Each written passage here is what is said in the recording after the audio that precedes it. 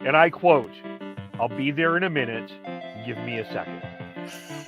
Time is relative, folks. Time is relative. Yes. So, hey, cheers to everybody in the chat. They're a division rival. I don't care how many wins they get. Screw them. That wasn't the take I was expecting to hear. I want to gush over watching live Chris Tanev. I think that we completely underestimate the skill it takes to play defense. One highlight or several highlights does not a Calder trophy make. I'm stepping in here. I'm going to be the crotchety old man here. They need to learn patience. They need to understand the tension, everything, and the drama. How dare! Look at this. How is McDavid not getting a penalty? You guys need to calm down with this, okay? You guys need to calm down with it. Hello and welcome to the Shifts and Pucks podcast. You've got me tonight, Sean, and we're talking Canucks tonight. So I've got Chris with me today. How are you doing, Chris? I'm doing well.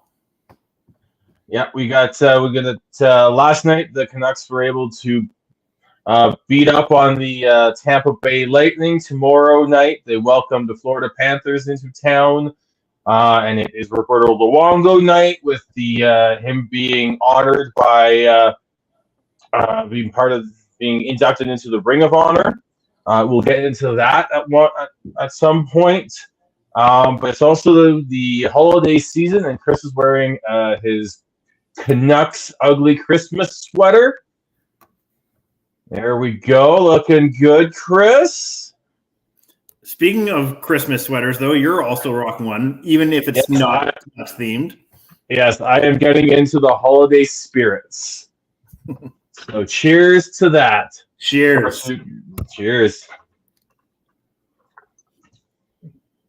All right. So, yeah, let's get into it here. The Canucks have figured out that winning one game and losing one game and then winning another game and then losing another game is not the best way to be able to continue to gain momentum. And they finally got back to a win streak of 3 games so far, beating the Wild, the Hurricanes, and then, as you said last night, the Tampa Bay Lightning. What have you thought of those 3 games there, Chris? I mean, it shows that they're actually listening to Talkit as far as kind of picking up on the mistakes that they've been making during that 500 stretch. And I guess to also add on to that 500 stretch, I know the talking heads like Halford and Bruff and whatnot, they're talking about, with the awesome start that they had for this season, that they can basically afford to play 500 hockey and probably still make the playoffs. That doesn't mean they actually want them to play 500 hockey. Yes. No, I really liked the response that the Canucks have shown in these 3 games after that the Battle of the Hugheses game, where they gave up a lot of offense to the New Jersey Devils, and it looked a little too sloppy. That was shades of the Boudreau era there. Yes, it was, and so them coming back and they get the shutout against the Wild. Casey DeSmith in net too, which is really, really nice for him. And then played a very strong game against Carolina, who did not like their trip through Western Canada, going 0-4.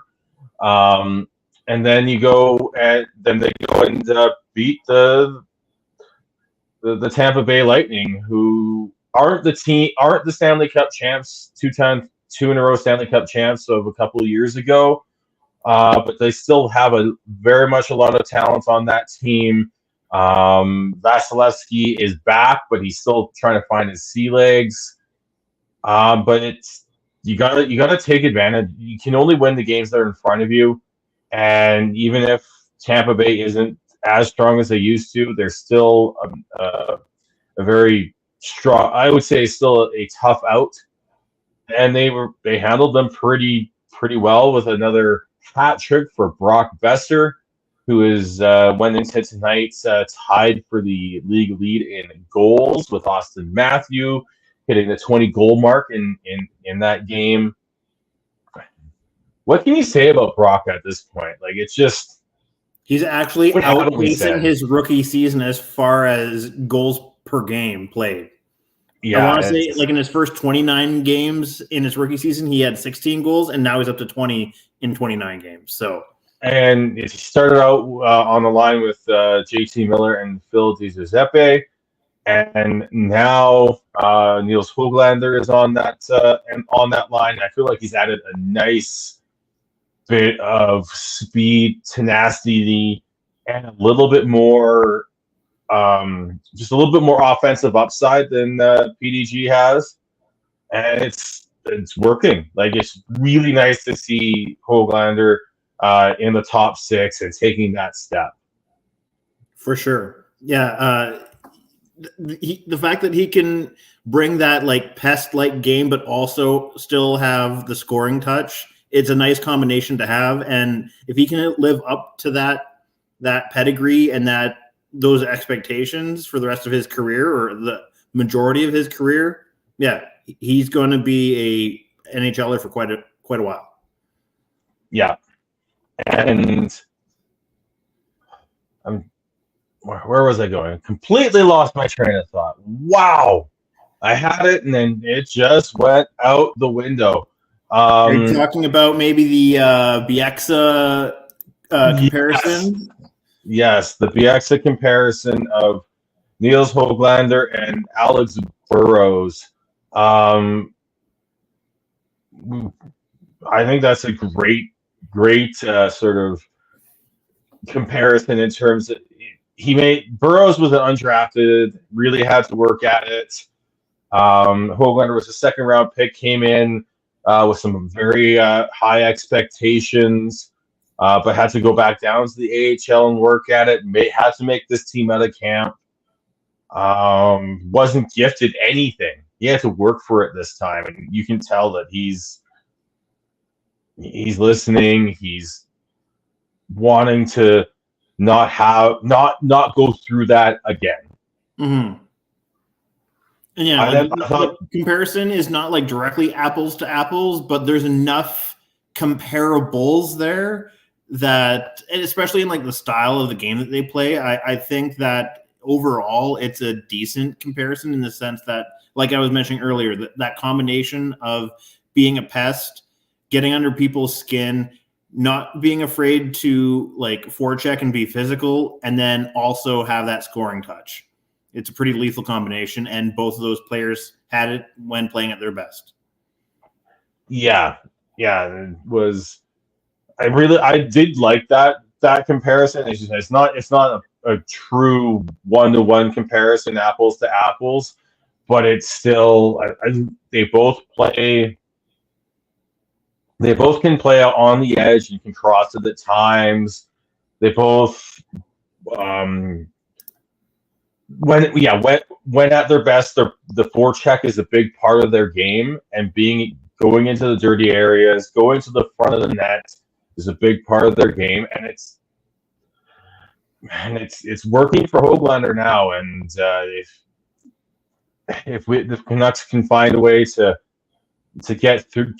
show the progress that Höglander has done to players like Bud Colson, to players like Kuzmenko, to players like Arshdeep Bains, to players like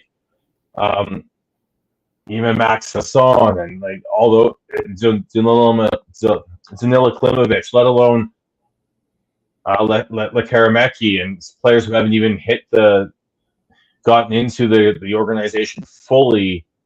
And because I think he can be an example for all those players to how to go from having a tough season to being a very important player for the Canucks. And how to crack a relatively veteran-filled lineup. Like, is the team, generally speaking, younger than maybe like the 2011 core at its peak? Sure, it's younger than them, but a lot of like our young core have been in the league 5-6 years now. So you can say that they are NHL veterans. And yeah, like you're saying, with how Niels is playing, he's showing those young guys like, hey, if you put in the work and you work your ass off, you can potentially crack that lineup. Yeah, which is why I think that was a great comparison made by BX on Saturday night. And even for players with, as I mentioned Kuzmenko earlier, players like him who have struggled this season, even after scoring at close to 40 goals last year. He's definitely struggled this year. He got a goal last night. He's still playing on the fourth line. And to be honest, I like that right now for him. This isn't Talk's not looking for a quick fix here. He's looking for buy-in. He's looking for long-term sustainable habits that's going to make Kuzmenko a top 6 forward for the remainder of his career. And with Kuz's post-game comments after last night, I think it shows that he's receiving that too. Even though he had a good game and he got the monkey off his back by scoring that goal, he said, like, I still have a lot of work to do. I still have to work on my defensive game. So, like, the fact that he not only is hearing that, but is basically saying that back in the media in post-game comments, like, it shows that he's absorbing that information. It is. And I'm just going to talk out to the general Canucks fans right now. It's fine that he's still on the fourth line. It's fine that he's just a power play specialist at this point. It's not time to panic. It's not time to worry. Hell, I know there's been talk about the Canucks trading him. They're not going to trade him unless they get proper value back for him. So that trade's probably not going to happen immediately. And the only reason why guys like Elliott even brought it up is because other teams are calling the Canucks, not because the Canucks are being like, hey, he's available. Yeah, like it's right now, their teams are doing their due diligence. Every GM is doing their due diligence to see if they can somehow find a way to get Kuzmenko for a bargain price when he's at his lowest value, which the Canucks aren't going to do. He's signed for this year and next year at still a decent cap hit. It's not a horrible cap, especially once the cap goes up next year. So there's no rush to make this deal for the Canucks. They're actually better off working with him, and as long as he's still willing to work with them, and I agree with you, Chris, that those post-game comments really feels like he's bought in here. And he understands what he needs to do. And if he's still willing to do that, then there's no rush for them to trade him. They're still finding ways to win without him in the top 6. They're still finding ways to score without him in the top 6. You have other players stepping up. There's no rush. And there should be no panic within the market, within the fan base, within the media to trade him. Yeah, and just like with Höglander, like with both those players, like when they're at their best, they should be in the top 6. But just because they're playing in bottom 6 roles to learn lessons or to set habits or what have you, that doesn't mean it's the end of the world or that something needs to happen like a trade or what have you just because something's not going well. You can be sent further down the lineup to learn a lesson or to change a habit or, something like that to overall improve your game and get back to where the coach and the management know that you're capable of. It's called coaching. It's called player development. And even if you're trying to win, you still need both. You still need to coach and you still need to develop the players for the playoffs. If the Canucks can go into the playoffs with Kuzmenko in the top 6 along with PD and Mikheyev again. So I think we know that's the spot that they're going to slot him back in there when he's ready. And then Höglander's still on that line with Miller and Besser. Then you've got Sam Lafferty back in the bottom 6, which adds to the depth that the Canucks have. You're still going to have that third line, whether it's Pia Suter or Teddy Bluger centering it with Garland and Dakota Joshua on the wings. You're going to have Phil DiGiuseppe in a fourth line role. You're going to have whoever's not centering that third line on the fourth line. Like that builds depth, that lengthens the roster. It's going to be good for in the long term for the Canucks. Mm-hmm. So I applaud Tocchet for what he's done here. I applaud Kuzmenko for buying in, and I applaud Kuzmenko for slowly building these habits. Because it's not to build these sustainable habits. It's not going to be a quick fix. So as long as he's still on the first power play and finding ways to help produce there, Kuzmenko on the fourth line short term isn't a bad option right now for the Canucks. Mm-hmm. Now they do need to figure out how they can help bolster this blue line a little bit more. The addition of Zadorov has really added another dimension to it. His physicality, massive hits those last two games too. Yeah. His physicality alone has been just big welcome. And just as long as he can prevent the pizza deliveries from being a regular occurrence, I will take the occasional pizza if he is clobbering guys into the boards. Yeah. And what I would love to see the Canucks add, and they lost out on Ethan Bear. He's gone to Washington because they were willing to offer him a 2-year deal at $2 million a year. A little bit rich for the Canucks where they're at the cap wise right now without trying to make another move. I heard that they got priced out, but has he actually signed a contract with Washington? Let's see here. I think if he hasn't, it's the worst kept secret in. Yeah, like I know the insiders were saying that Washington basically was being the most aggressive, but I hadn't heard of any sort of formal announcement. Yeah, it looks like it hasn't been officially announced yet, but yeah, then the rumors are that speculation is that it's going to be a 2-year, around a $2 million a year contract, which is great for Ethan Bear because he missed out on probably what was going to be a 2 to 3 year contract with the Canucks after getting injured at the World Championships. So good for him for getting some money and some security there. But what I want to see the Canucks go after is, I think ideally you want a right shot defenseman. You got Hronek, you've got Myers.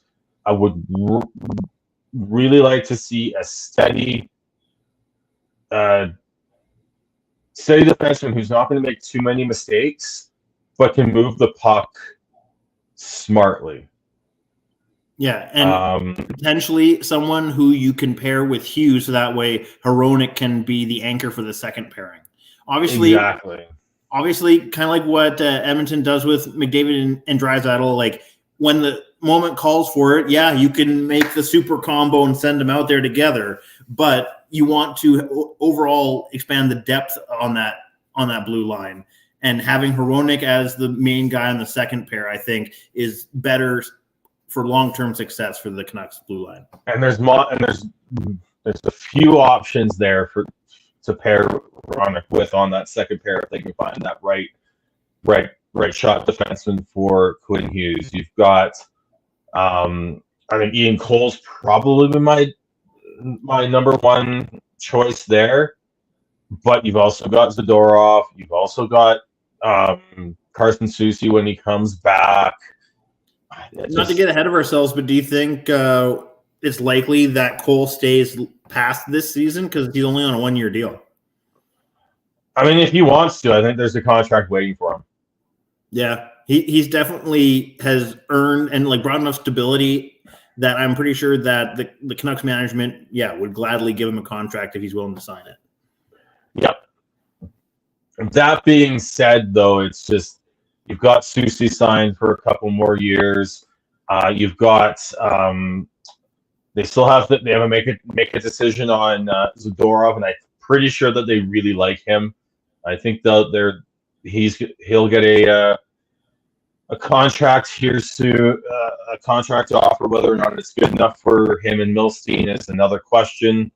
I mean, if we're making comparisons of current Canucks to older Canucks, do you think the Big Z is now, or I should actually say the Big Z because we're in Canada, is our modern day equivalent of what Bieksa was? He could be. He definitely could be. He's got an underrated personality, which we all know that Bieksa has. He's a big guy in the room. Two things that was also like juice. He throws his weight around. He could be that, yeah. Yeah. Dylan's bringing up Ilya Lyubushkin as an option for the Canucks. I'm familiar with the name, but I don't know him well enough to actually be able to talk about if I'd like him. He's a right shot defenseman. He's making 2.75.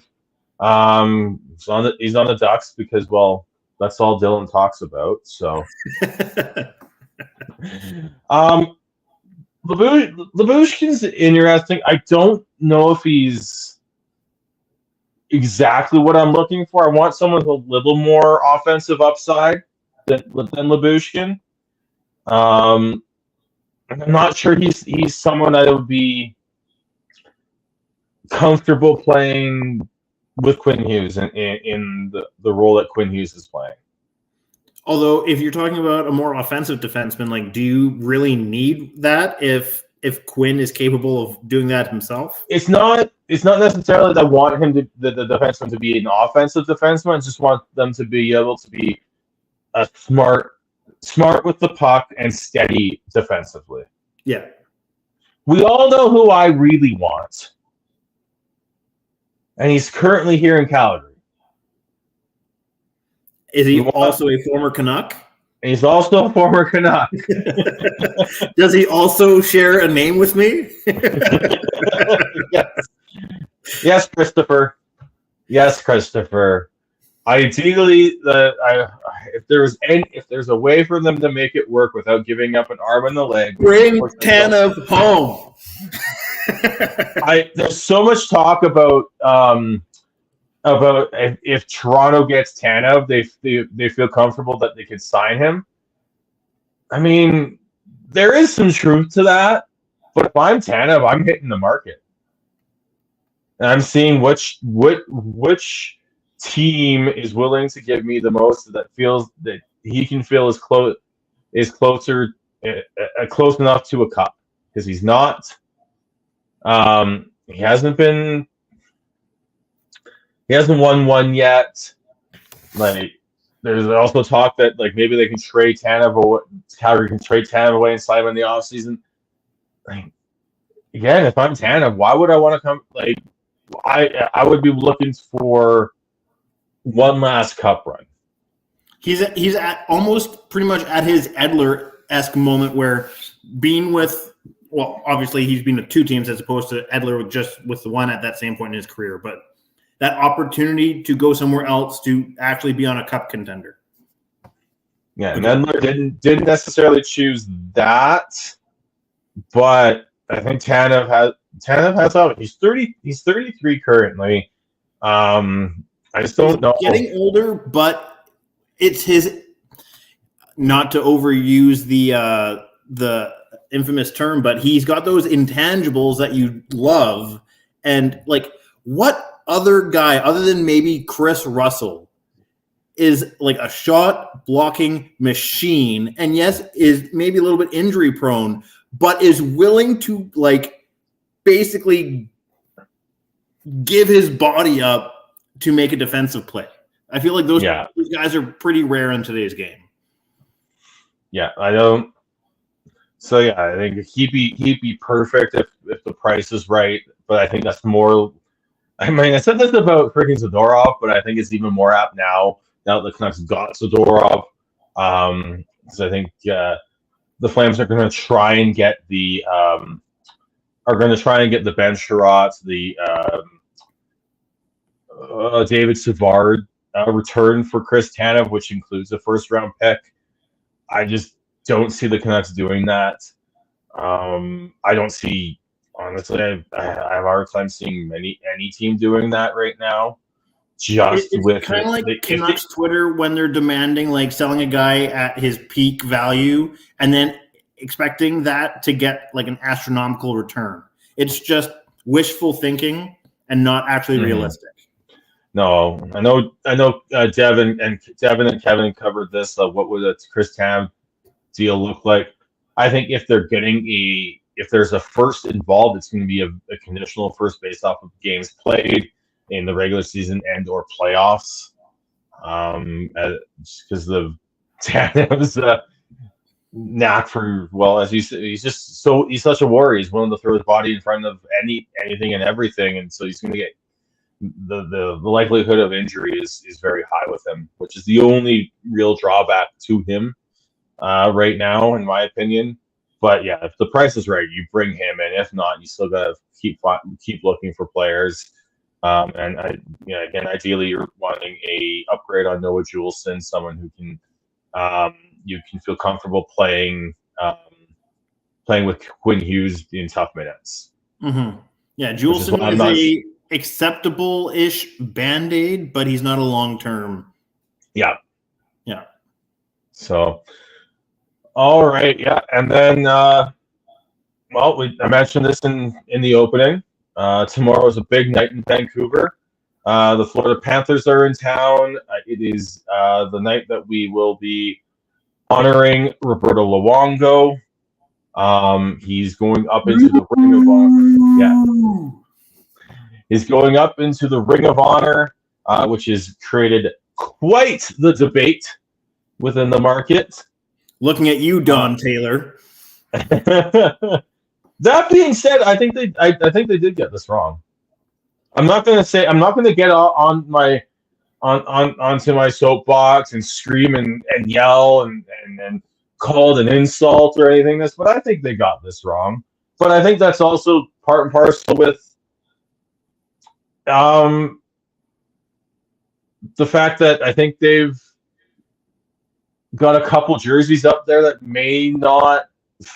do not fit my idea of jersey honorees, retired numbers. So, which is all subjective, right? So, Chris, Ring of Honor, is that a high enough honor for Roberto Luongo? It's the bare minimum of what you need to do to recognize what he brought to the Canucks for his tenure that he was with us. And yes, I say us because I'm a longtime diehard fan. And as that, yeah, I think I'm ultimately okay with Ring of Honor, but if he's a first ballot Hall of Famer. And as a first ballot Hall of Famer who is at least stat-wise, if not just eye test-wise, a top 3 at best, and then top 5 at minimum goalie all time. Like most saves, like I think save percentage career-wise, like there's a bunch of stats for Lou that would back him up in at least being top 5 goalie of all time. Mm-hmm. So just due to stuff like that, like how can you not retire his number? All right, let's go back. Like with this discussion, let's go back to the one last question that we had last week. You weren't on for Mount Rushmore for Canucks. Who's on it for you, Chris? I did see the clip of you and Tyler talking about this, so I know the fact that I can't count the Sedins as one, which is something I would be tempted to do just to cram as many as possible. But that's the whole point of that rule. Yeah. Like, no disrespect to Danny, but you have to put at least one up there. So I'll put up the captain, Hank.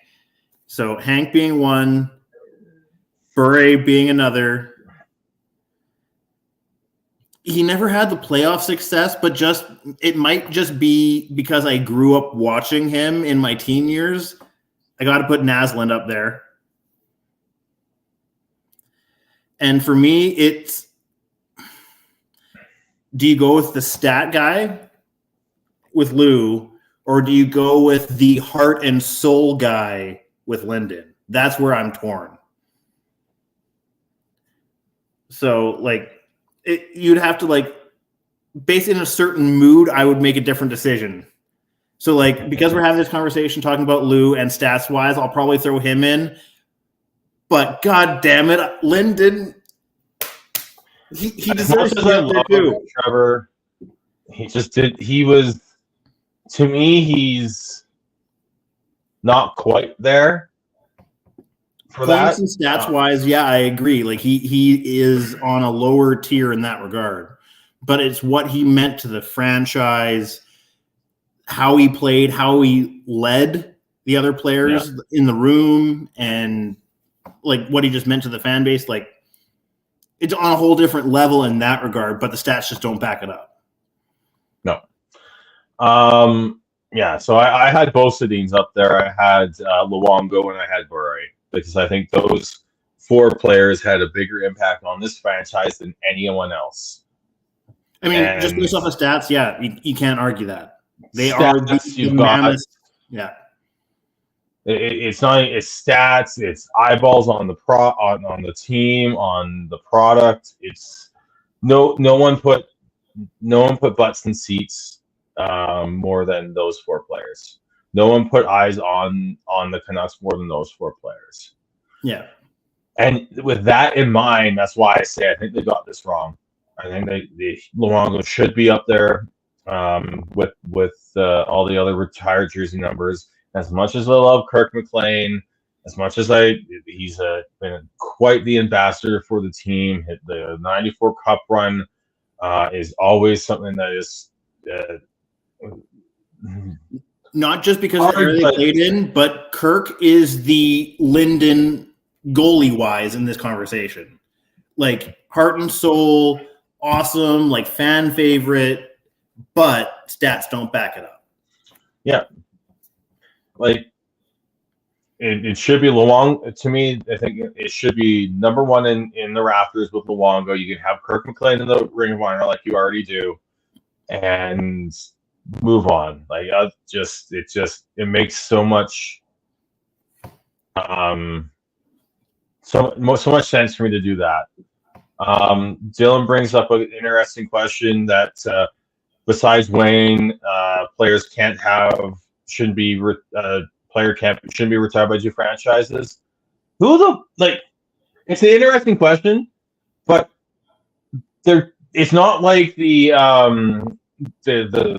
I don't think that should be a rule, because you look at, if you were talking about, say, and as a Canucks fan, I hate bringing this up because he's a fucking tool, but Mark Messier, Rangers and Oilers, he should, like, why wouldn't he be allowed? Why can't the Rangers do it if the Oilers have it, or have already? Wayne's the same way. Here's a clarification question I want to ask. Is there currently a rule that says you can't? No, there's not. Okay, so in that regard, Ray Bork's number is retired in Boston, and Ray Bork's number is retired in Colorado. Okay, well, in that case, yeah, Messier should be retired in both New York and I'm pretty sure he is. I'm pretty sure he is. Like, I think Dylan's just bringing this up as a hypothetical. Yeah. Like outside of the best of the best, should that be the rule? No, it shouldn't be, because if you deserve it, retirements and honors of players is a team-based thing, not a league-based thing. Yeah, if you did enough, if you contributed enough to both franchises that they both want to give you that honor, then you fucking deserved it, man. Props to you. Yeah. Because how many players in the entire history of the league have had that honor bestowed on them? Very few. Mm-hmm. And like we are now talking about, Lou is also deserving that. Florida's already retired his number down in the Sunshine State because he is a stat franchise leader as far as goalies for Florida. He also is that here in Vancouver. And due to that, should be retired. But we'll deal with the Ring of Honor, even though we don't necessarily agree with it. Yeah. And one thing I wanted, with all this debate and discussion about it, I know once everyone's there, it'll go by the wayside. Just enjoy it. Celebrate Lou because he was by far and away the best goalie that this team has had. Despite that Demko is playing so well right now, Luongo's still the best that the Canucks have had.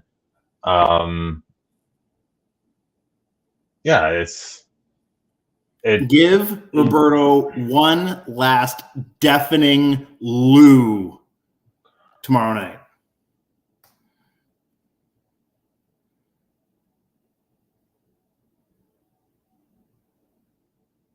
Oh, Sean, I think your audio is your mic is not working. I'm not sure if you're muted.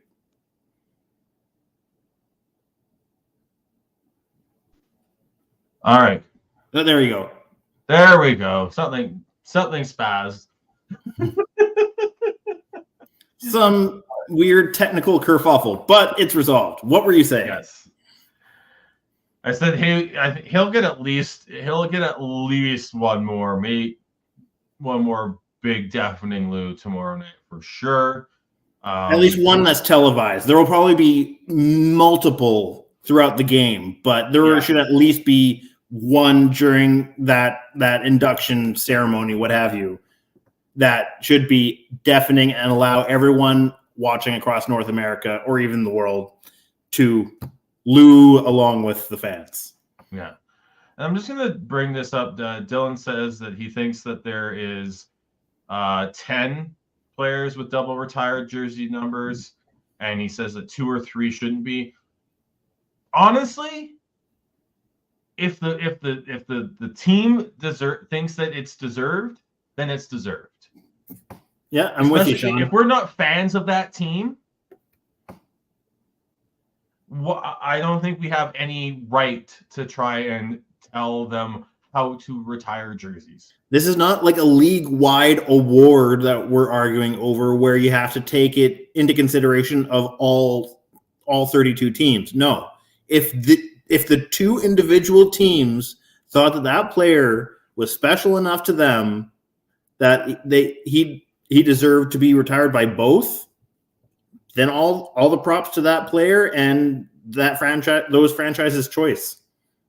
Yeah, it is. It's their choice. It's their decision to just decide whether or not the player deserves it. And we can have discussions about it, but I still think if you're not a fan of the team, it's like we're not. I don't think we can really understand the argument for if we're against it, right? I think it would be ultimately like a fun chat at a pub sort of banter, but I don't think it's really something that we should go down a rabbit hole on this podcast. That is totally fair. All right, Chris, is there anything else with the Canucks that we missed so far? Because we got quite a decent list of NHL news.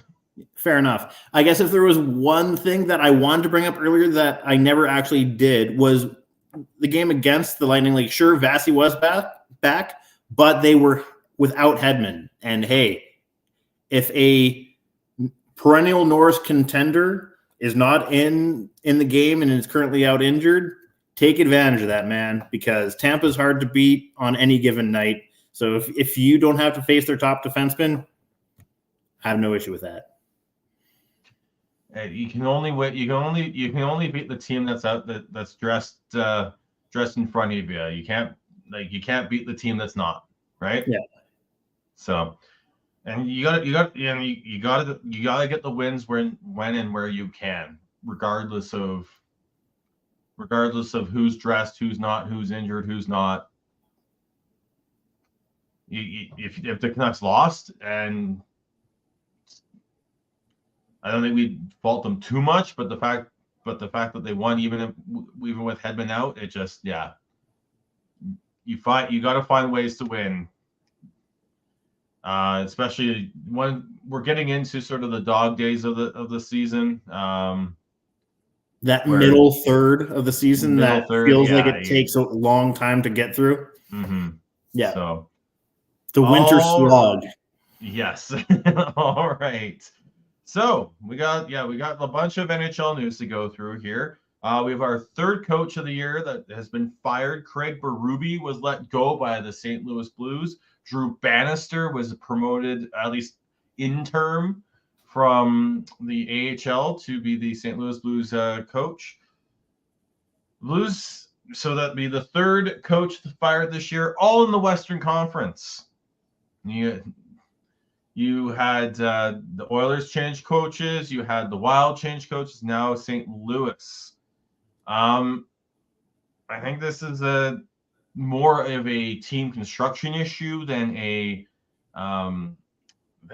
coaching issue. I don't think they ever recover from losing Pietrangelo. I think Berube likes coaching a bigger, tougher, heavier team, and unfortunately, they lost a lot of those guys due to whether it's free agency, trades, what have you, over the years after that 2019 Cup win. And yeah, just it's unfortunate for Berube, but basically he kind of hit his expiry date as far as the roster he had in front of him.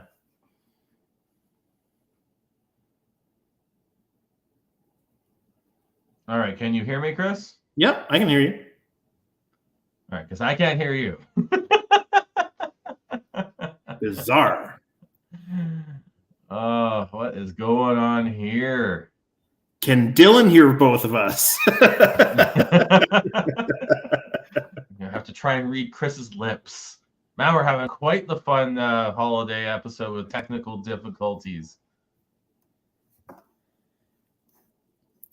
I'm pretty sure it's all on my end, though. I mean, I hope so. Yeah, I can hear you again, so we're good. Okay. All right. But yeah, I think it's you look at that roster. And I'm not sure what they can do to change it up either. And Berube probably wants a heavier team, but they've got Robert Thomas and Jordan Kyrou who don't necessarily play that way. You also got Jake Neighbors, who's not necessarily built that way anymore. And then you just got that whole blue line signed for 3 or more years, essentially, at least the top, like the big four, and it's just not working, right? You gotta find Doug Armstrong's got to find a way to make moves here, and I'm not sure if it's going to be possible at this point to really turn this team around quickly. Yeah, I'm not sure when my audio cut out for you, but I basically kind of just said something similar in the sense that, like, at least with the roster that Berube had in front of him, he kind of just hit an expiry date because of the roster that was put in front of him. Like, it's just not the guys that he likes to coach and play the way that he wants them to play. He now has kind of smaller, speedier, more maybe dynamic players as opposed to maybe that kind of old school grit that he prefers to coach. Yeah, exactly. So we'll see what happens there with St. Louis. Looks like it'll be interesting to see what happens there. Couple other notes here. We'll start with the suspensions. You got David Perron getting suspended 6 games for the cross check on Artem Zub, which was basically a retribution sort of act after the hit on Dylan Larkin. Okay, so I'm not sure if I just saw a bad angle of it, but I'm not sure what actually happened to Larkin to cause him to go down on the ice like he did. But I guess, yeah, it was because of Braun seeing Larkin basically starfished on the ice, and he basically just saw red and just went and bowled over Zub with his stick to the side of his face. And yeah, I'm sorry, it doesn't matter how hot and bothered you are in the moment, that's not going to fly. And his agent, the legendary on Twitter, Alan Walsh, immediately came to his defense. But I'm sorry, Walsh, Just because he's never been suspended before does not mean he does not deserve a suspension this time. That was definitely suspension worthy. Maybe if you want to argue that it should be 4 games instead of 6, maybe I'll hear that, but like it's absolutely worthy of a suspension. Yeah, and again, I'm still having audio issues here, so I lost you again there, Chris. But if you went where I thought you went, yeah, it's literally just the 6 games was basically the minimum. So it's just because you weren't suspended before doesn't mean you're not going to get suspended now for a suspendable act. Yep. So we move on. Yeah. So yeah, I think it's. I thought it was. I was surprised that they actually went 6 games. I thought like you go 5 or under, then the only the only sort of appeal recourse that the players would have was go directly to Bettman. And I mean, the NHLPA is appealing this suspension. They are, but with it being 6 games, they have the ability to go to a independent arbitrator. So that's where I'm going. Why I'm surprised that they went with the 6 games, because if they went with the 5, the only way they're sure they can. You'd have to go directly to Bettman, not through an independent party. Yeah. Well, what the way this goes is that they'll appeal it. It goes to Bettman. Yeah, if Bettman upholds it, we know he will. He's not going to undermine his Department of Player Safety. Yeah, it'll go to an independent arbitrator. So a lawyer is always going to lawyer. Yes, exactly.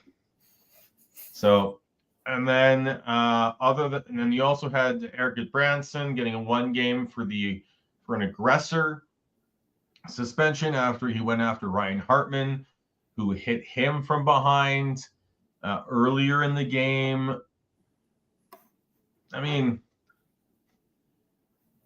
good Branson, like, if you're going to go after someone to try and fight him after something like take a number and try and fight him, you kind of need to be a little more subtle than that. You can't just go off and Donkey Kong pound him into the ground. Yeah. Although I will correct you, though, it was Cousins. Sorry, yeah. Nick Cousins, not Ryan Hartman. So I think, yeah, it just... And, like, sure, you can be upset at the hit that Cousins did on you. Yeah, like, he kind of was in a vulnerable spot, and he went basically chin first into the boards and clearly was upset about it. But then, like you said, yeah, to basically Donkey Kong him into the ice while he's turtling and clearly not a willing participant. Yeah. Like, yeah, that's going to get you suspended, man. Yep. So, and then leading into that, because we saw a few hits from behind in this past weekend. I'll be honest, the most egregious one to me was the Evander Kane one that only got 2 minutes, 2-minute penalty. And they're talking about how Brodin shoulder checked and saw him coming. Yeah, Kane saw his numbers the whole fucking way, though. If you see numbers the whole way, you should not be finishing your check. Yeah. Like, I'm not going to advocate that they need to put a stop sign on the jerseys like they do in minor hockey, but you should know better. It's why there's a stop sign on those. It's to prevent that, like, to establish those habits young, to prevent that from happening when you're older. Mm-hmm. If a player turns last second, yes, that's different. But I think that Kane saw numbers the whole way, and there was no need to finish the check the way he did. None. And that's the type of play that I want to see out of hockey, not plays like, unfortunately, again, Chris Tanev injured on a hit from who was it? Whatever. But yeah, he came in on the forecheck. Tanev pivoted. I think Tanev sort of lost the puck a little bit, pivoted, and then took a a hit to sort of the back of the shoulder. More unfortunate than anything else. That's the type of hit that, it's going to happen in hockey. Accidents happen. Yes. You are flying on skates. Like, mistakes and oopses will happen. It's inevitable. And it's not a hit that I think should be penalized because of you cannot a player going in for a shoulder on shoulder check and then last minute the player moves intentionally or not, and then you get the back of the shoulder or the back. I don't think that should be a penalized hit. Like, sure, it's going to ultimately be subjective over objective, but ultimately you have to try and weigh whether there was intent to injure or whether it was just an accident. Yeah, and then people would call that charging. I don't think it was. I think it was just a forechecking hit. Like, that's what happened. That's what it happens. That's what's going to be with in terms of hockey. It happens in collision sports. Wrong. Sorry, Chris? I said it's collision sports. Like, it's going to happen. Yeah. So, and then some interesting news coming out of the NHL with we got the All-Star game in Toronto coming up. They've made some changes to the skills competition. They've talked with a few players, notably Connor McDavid, to figure out trying to figure out what would make the skills competition better and more interesting to watch. And so they're going to start. They're going to have 12 players. 12 players taking part in the skills competition. You're going to have 8 events. The first 6 events, all 12 players will take part in.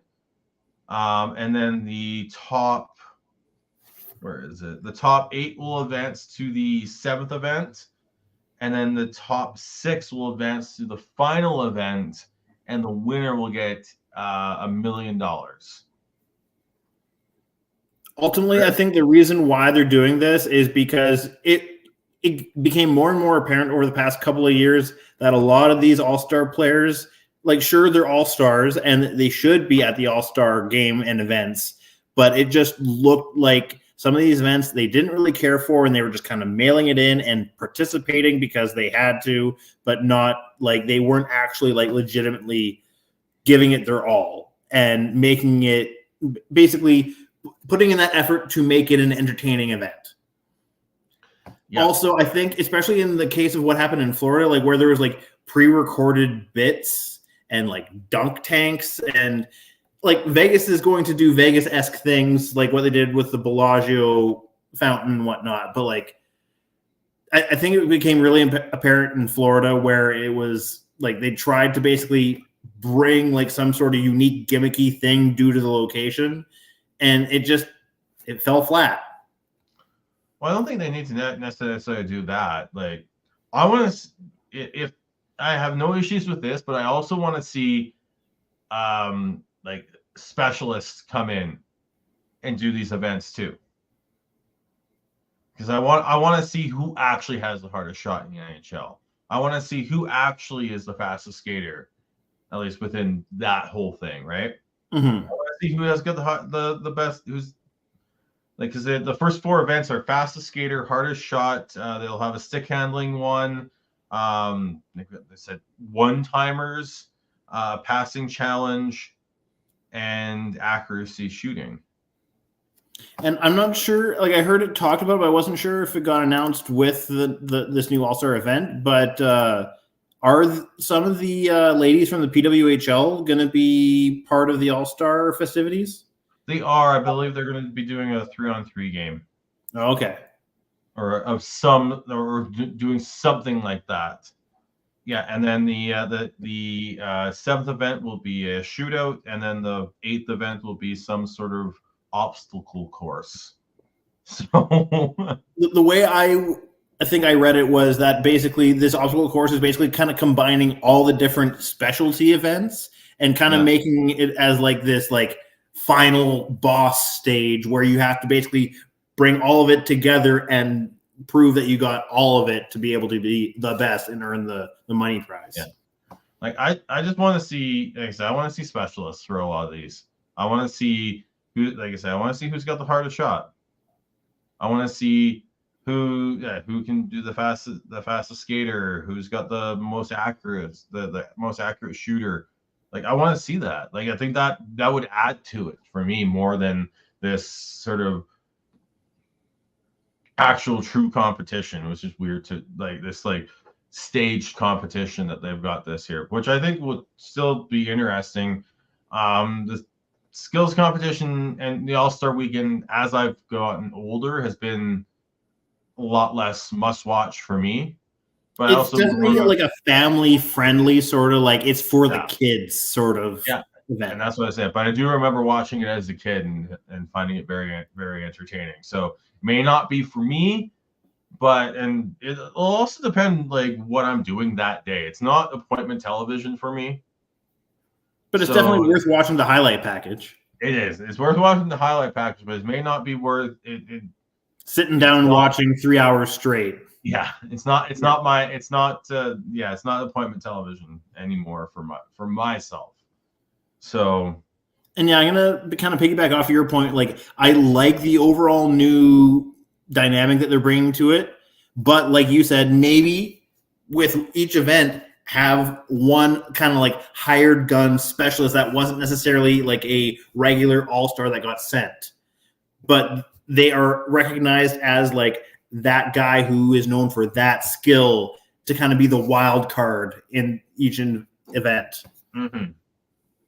That being said, if you're going to do that, you're going to have the All-Star game in more tropical places so that they can still enjoy their All-Star break instead of having to go to Toronto in January or Edmonton in January. Like, it's really, do you really want that? If you have the opportunity to go to like Cabo or Hawaii for like 3-4 days instead. Hey, man, all the guys being sent to this are getting paid handsomely already. Yeah. They can get their vacation when they have their off season because you are getting paid better than majority of the league already. Suck it up. Do your obligation. All right. And then just one thing that wasn't on our agenda, but I was announced late this year, later on today was the Team Canada for the World Juniors, because that's coming up again here soon. Notable names on that team: Owen Beck is the only returnee from last year's team. You've got the consensus number one prospect for the upcoming draft, Macklin Celebrini, is on that team. You've got let's see here, Denton Matacek, Oliver Bonk, who is Radek Bonk's son. Not just a second generation hockey player, but an awesome named second generation hockey player. So yeah, it'll be very fun to see what happens at the World Juniors, as it always is. You got the Canucks contingent basically all on Team Sweden, as is tradition.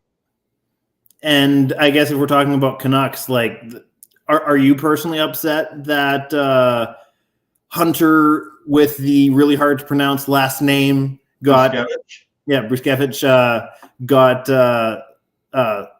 what's the word I'm looking for? Didn't make it. Yeah, like wasn't even invited to camp. Never mind, didn't make the team. That's where I'm at. Like, just the fact that he wasn't even invited to camp after the start he's had for this season is surprising, but also like it's the World Juniors. As much as we love it and we romanticize it, there's players who didn't make World Juniors teams have gone on to very successful NHL careers. So I don't think it's not necessarily something to get too upset about. But it would have been nice. That was the word I was trying to think of. He got snubbed. Yes, he definitely got snubbed in my eyes. But yeah, so yeah, looking forward to that.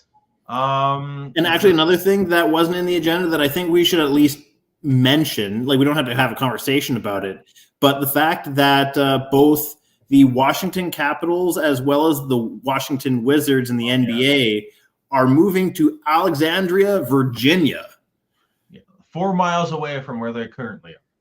Yeah, like, it's not a huge geographical jump, but the fact that they're no longer going to be in Washington, D.C., a.k.a. the namesake of both teams. Like, are they still going to be called Washington? Oh, who knows? The Virginia Capitals? The Virginia Wizards?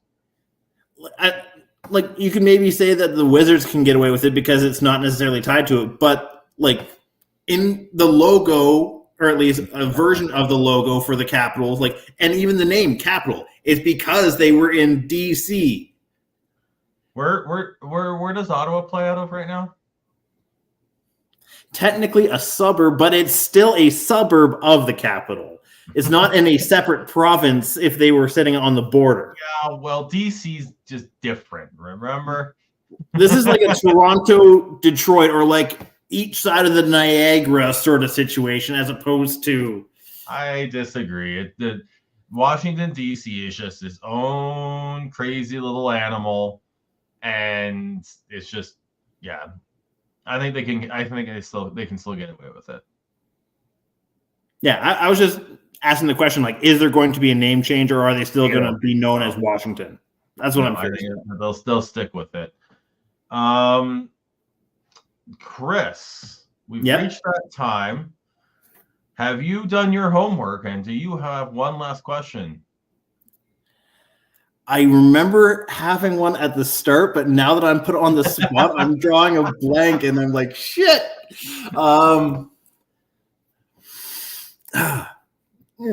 Dead air. It's not coming back to me either. Shit. I'm sorry. I honestly did have something an hour ago, but now I'm drawing a blank. Let's see here. Let's see if I can pull something out of my ass. Or I maybe just to kind of go off of the topic we were just talking about, should those teams still use the name Washington even if they're in Virginia? That's my one last question. Yeah,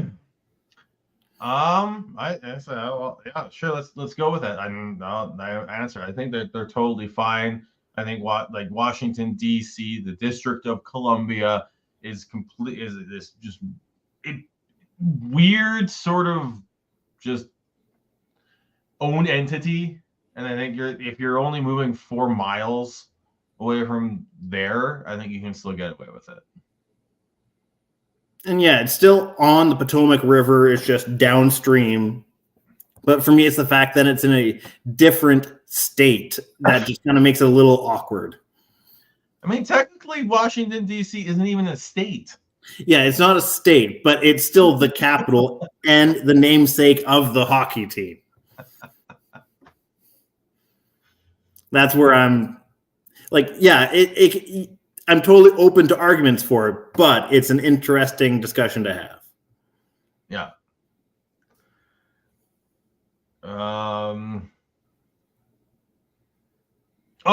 Here. Okay. Here, I'll do one more, and this is a fun one.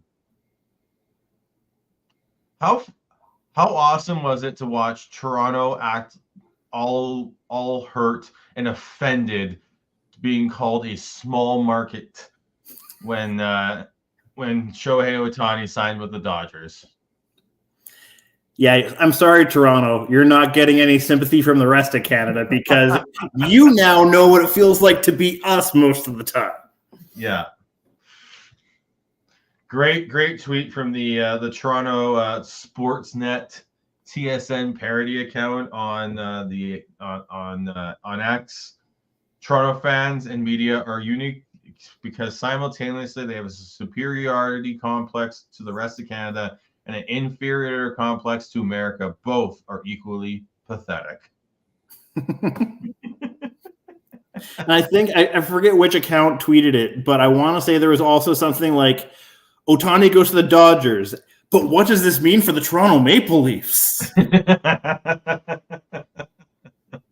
Well, there was that whole issue where they were talking about if the Jays sign Ohtani, Rogers is not going to re-sign up for the NHL the NHL media rights. Oh, Steve Simmons. The Canadian version of Brooksy. Well, Chris, Dylan has a nice little one last note. John Tavares' 1,000th point on the island, and against the Islanders when the fans were booing him to no end. Yeah, I was going to say, I didn't see any highlights. Did he get the Bronx cheer? Oh, he totally did, yes. It's fantastic, and I love it, and I want more. I want more heel heat in hockey. That it adds to the atmosphere. It adds to the just the entertainment value of watching games.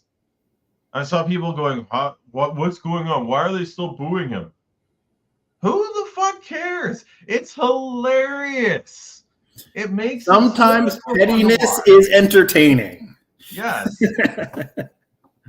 It was fantastic theater. It was the Leafs' dad's trip too. So John Tavares' dad was there to watch it. Oh, it was fantastic. You couldn't write a better script. And like I said, I never got to see the highlight. Did John Tavares kind of live it up for the fans or anything? Like, was there any sort of showmanship from him? John Tavares is not that type of player. Yeah, that's true. Like, but the fact that it was like a big milestone thing, who knows? Like, maybe the heat of the moment would get to him, and he'd do some sort of like arm raise. It was also an assist on the game time goal that sent it to overtime. So it was a little bit there's a few other things going on there too. So, and I guess for a somewhat of a Canucks connection, wasn't it Bo Horvat who got the overtime winner to give the Islanders the W? It was, yes, it was. So, no, I think you need more heel heat in hockey. You need more of that professional wrestling sort of just dynamic. It makes it so much. It's why we love to hate Brad Marchand. It's why Flames fans continue to boo Adam Fox out of the arena every time he touches the puck when the Rangers are in town. And it's hilarious. It's great. Don't question it. Stoke the fire. Make it so that they boo him louder next time. Mm-hmm. Yeah, as long as they don't cross the line and make it personal, it's great. Yeah, like you said, it's entertaining, it's theater, and if anything, it helps TV ratings. Oh, it totally does. Well, thank you for tuning in. Thank you, Chris, for coming on again tonight. Get better soon, Tyler, who could not make it on tonight with a sore throat. Kevin is hoping to do a Flames centric podcast on Sunday, so tune in then if or whenever Kevin is able to do that. We will have one more Canucks podcast before Christmas. But if you don't tune in by then, I really hope you do. But if you don't, happy holidays, Merry Christmas. Thank you for tuning in all this year. We'll probably have one more before the New Year's as well, because Chris will be in town back in Calgary visiting for a bit. So there might be a multiple people on one camera or in the same spot for a podcast at some point during the Christmas break. That, and there's also tentative plans for a Wranglers and Abbey Canucks game too. Yes, the Wranglers are going to be facing the Abbotsford Canucks over the break, and definitely going to get out there to watch that. But yeah, thank you for tuning in tonight. Chris, how do we follow you? You can follow me on most social media at SCHNEIDZ. You can follow me on the social medias at BeardyCanuck03. You can follow Kevin at KEVOLE. You can follow Tyler at TNOLE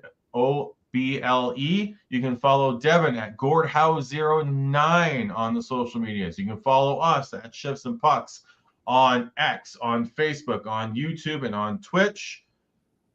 And again, thank you for tuning in. Happy holidays. Bye for now.